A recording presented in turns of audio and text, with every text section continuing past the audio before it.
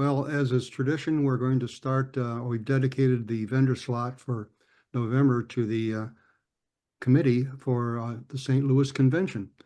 And that committee is composed of two folks, Chuck Proudfoot and Steve Hollenbach. And let me make a brief introduction to these two gentlemen. Chuck has been a narrow gauger since 1958. In 1970, he became a narrow gauge member of the East Bay Model Engineers Society. Chuck is a Denver, South Park, and Pacific modeler, and beginning in 1958 with a trip to the Alpine Tunnel. I guess that kind of sold him on the idea. He is also a docent for the Cumbres and Toltec, and he's been that since 1989, and he is currently a docent coordinator. He joined the Mud Hens in 1981 and has been a member ever since, holding all the offices at least once. He is a founder and president of the Friends of 169. For the 45th Narrow Gauge Convention, Chuck serves as a co-chair in charge of external relations. Now, his opposite is Steve Hollenbach, and Steve has been a model artist since 1963 and a narrow gauge nut since 1982. Including the DNR-GW and the RGS, and more recently, he's got interested in the White Pass in Yukon. He has developed a semi-kit for a Rico engine house in HO scale, and he's sold 15 copies so far.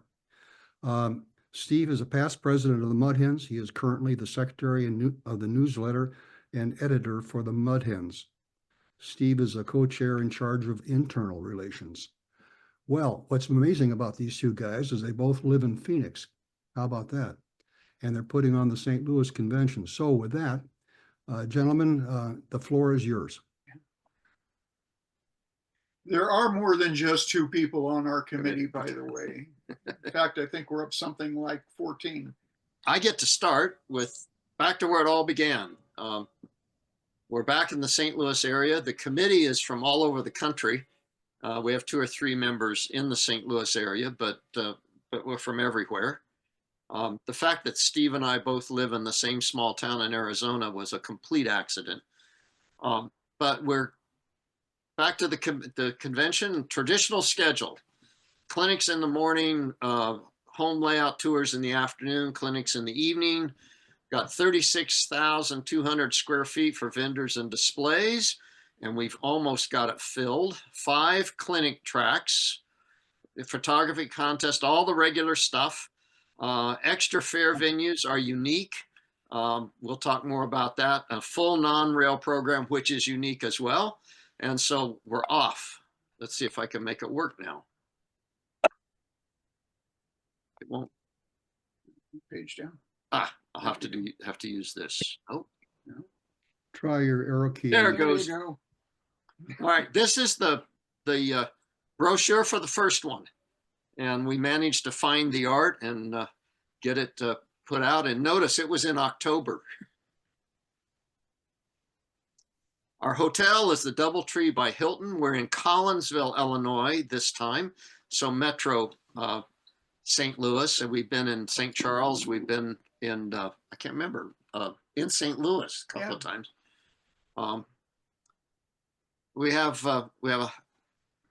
The Hilton has everything that you would expect for a Hilton. It has a bar, which we've already warned them they need to double staff. The Porter's Steakhouse is an expensive place, but the food's really good.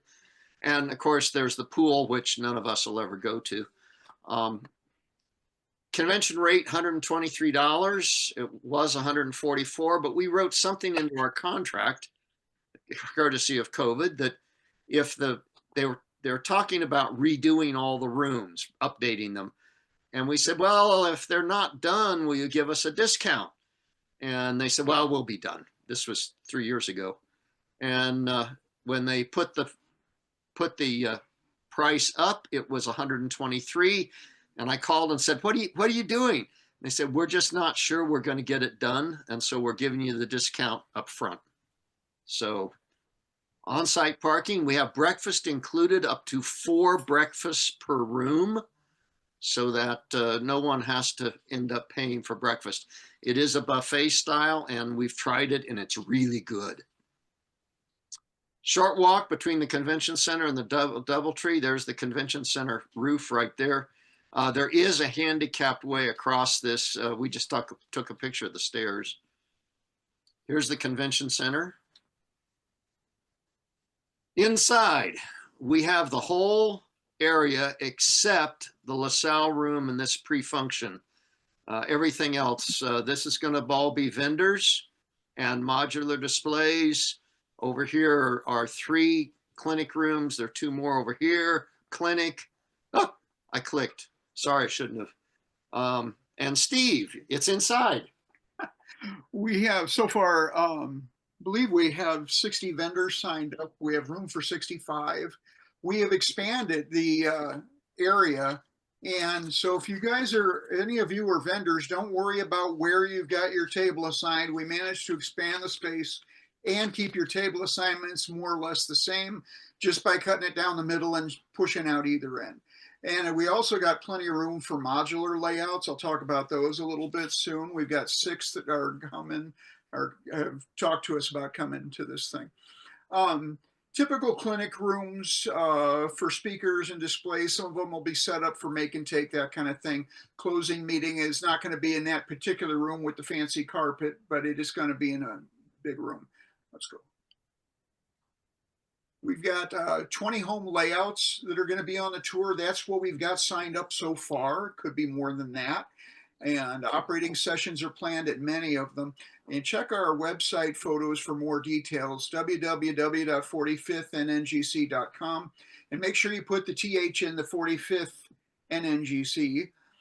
And we'll go into just a few of the home layouts, and Chuck will talk about those.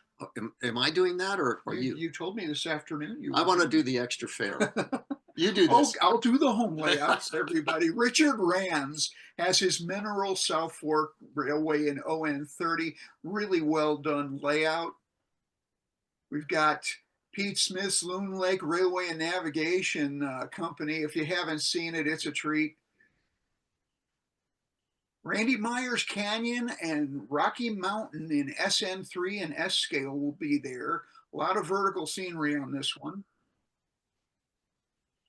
I don't know if you guys know Gary Hoover. He's written many articles for Model Railroader. He's a photographer for them. The Mud Hens Club did a lot of photography with him to get our modules all professionally photographed. And he has gotten rid of the Santa Fe, and now he models Norfolk and Western in the 1950s to capture the end of steam on the N&W. Chuck Graham is going to have his DNRGW 4th Division and HON 3 on tour, and his scenery is almost complete on that one. Really clever way of doing multiple levels on the same scenery. John Kalin's Rio Grande Southern is going to be there. That's in SN3. It includes some just amazing trestles. The scenery is just to die for on his layout. Bob Lenz in HON3 has got his Colorado Western and Aspen Junction railroads. Once again, real familiar looking backdrops painted and real good scenery throughout. Oh, it's my turn now, right? Now you do the extra fair, Chuck. Extra fairs, we've lined up several places. This one is self-guided. I don't know how many of you know, John W. Barringer III was the president of 3 major railroad, Class 1 railroads, and all of his papers and a lot of his memorabilia are here at the University of Missouri, St. Louis. It's a self-guided tour. You can go any day in the afternoon and walk in there. There is no charge. National Museum of Transport, anyone who's been in St. Louis knows about it. It will be open and available to us, not only trains, but planes and automobiles as well. Amstead Rail, Granite City. This is interesting. This and the next 2. This is a foundry, and they do a lot of railroad related work: wheels, axles, brake systems, brake gear, bolsters, and more. This will be a guided tour. You need to have hard hats, safety toed boots, and they will provide some of these, but you're going to be in the foundry while it's working on a daily basis. Continental Fabricators is another one where you'll need safety appliances as well. What we don't know about them, they do all sorts of things. They also do steam locomotive boilers. As we get closer and we know what their work's going to be like, we'll put up on the website exactly what they'll be working on for that tour. Gateway Rail Services. This one's fun. This is a guy who started collecting passenger cars as they were getting rid of them on the railroads, and he has 140 of them, and he rebuilds, rehabs, does custom work, etc. We will get a shop tour that they will be working. And then he said, you can go out into the yard and take pictures of whatever cars you want to. So a chance to really get a hold of some heavyweight passenger cars. More modern is Metro East Industries. This again is a tour while they're working. They are an industry leader that provides rail car and locomotive repair and maintenance, some contract service, some regionals, some class ones. They also contract to go out and service. 115 acres in suburban St. Louis, or I think this one's in Illinois. I think it is on the east side. Yeah. It is.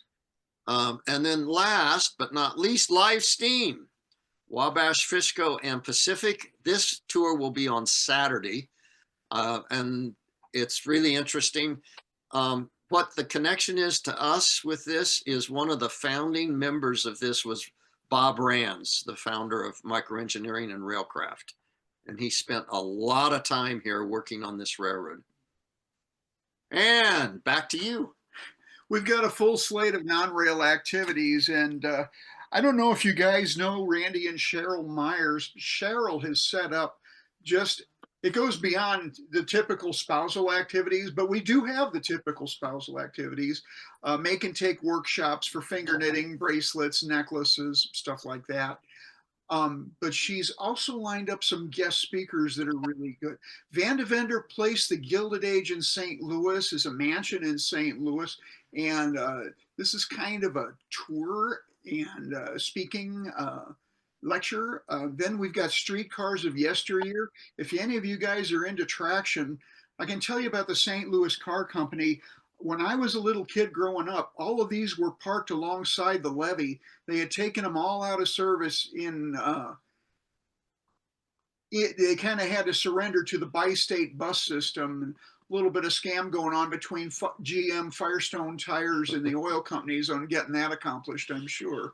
But we used to have streetcars, big red streetcars all over St. Louis. And there's a real good lecture about yesteryear in St. Louis if you're into traction. Okay, now here's some strange ones. And you wonder what your spouse is going to be learning while you're focused on trains here. We've got non-rail presentations with guest speakers. Maybe it's your medication is one of them for all of us that are getting gray hair. And we talk about the drugs we're doing, and they're all prescription. And then estate planning basics, what she's going to do when I'm gone. Downsizing made easy. Try to downsize before it all lands in your wife's lap. Here's a real good one. Blood spatter analysis at a crime scene. Okay, we're getting into CSI stuff here. All aboard the genealogy train. Can your DNA put your relative in jail or keep you out of jail? New announcements are in the small world or the world of small animal medicine, and tips for selling your home and more. So she's got some guest speakers lined up that are going to put on way beyond what we typically think of as the non-rail activity. And then we also have out in Augusta, Missouri, in wine country. Yes, Missouri has wine country. They have the Miss Augusta River Cruise, and this is a 105-foot yacht. The Miss Augusta is basically one of these dinner river cruises, very luxurious 3-course meal prepared by the chef on board the yacht. And this is kind of a limited offer thing. We need to have a minimum of 24 people, and we already have that, but it's a maximum of 50 people. And this is going to be set up, I believe, for Saturday, and we may add a day to that. It just depends on how many people want to sign up for it. And we are in contact with the owners of this business, and they have told us that they might make a second day available. So we'll find out. Anyway, sign up ahead of time. It's not cheap, but it is worth it. News from the registrar as of this afternoon, of the 24 minimum we needed, 7 are already sold, and none of the committee has yet ponied up. And I know 2 or 3 committee members are going. So Yeah. It's going to sell out quick, I think. Oh, come on. You're supposed to use the button. Okay. They also have nearby attractions in St. Louis. Okay, I may live in Arizona, but I grew up in the St. Louis area. Oddly enough, I lived right behind Grant's farm, and that's where the Clydesdales for Anheuser-Busch are raised and bred. And those are just beautiful horses. Grant's farm has a lot to do and a lot for kids, especially. If you're really going more into prehistory, we got the ancient Cahokia mounds. Oh, Mud pyramids that were built who knows when, how long ago. Historic St. Charles, Missouri. If you just got a hankering to go to St. Charles, even though their convention center was expensive, they've got tons of restaurants, lots to see in historic St. Charles. We've got the Gateway Arch. You can go up into the arch and get a panoramic view of the entire area. There are no end of eateries. We've got them listed on our website. There's an area in St. Louis called The Hill. If you're into Italian food, you will not run out of places to go on the hill. And you can even play bocce ball in the evening and drink a beer out in the backyard. Okay. Lots of public golf courses, casinos. St. Louis is loaded. There's plenty to do there. I'm going to ramble on for just another minute about St. Louis because I'm from there. Okay, we've got one of the leading zoos. I think it's second only to the San Diego Zoo in the United States. We've got one of the most beautiful botanical gardens if you want to take your wife down there. Just lots and lots to do. And not to mention, we are going to have a narrow gauge convention. There's going to be plenty of vendors, more than the usual convention. There's going to be modular layouts. There's going to be layouts on tour. We are lining this thing up to just knock it out of the park. So meet me in St. Louis next year, about 10 months from now.